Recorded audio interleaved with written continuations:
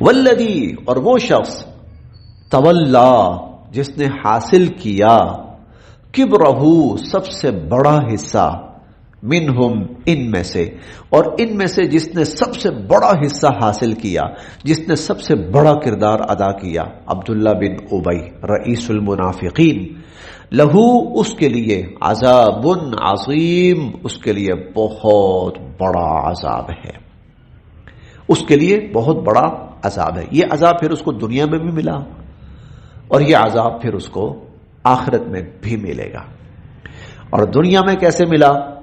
وہ ہم سورہ المنافقون میں پڑھیں گے کہ اس کا اپنا بیٹا، اس نے باپ کو نیچے گرایا زمین پر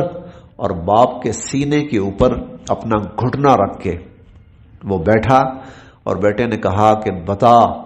کہ سب سے زیادہ ذلیل کون ہے؟ اس نے کہا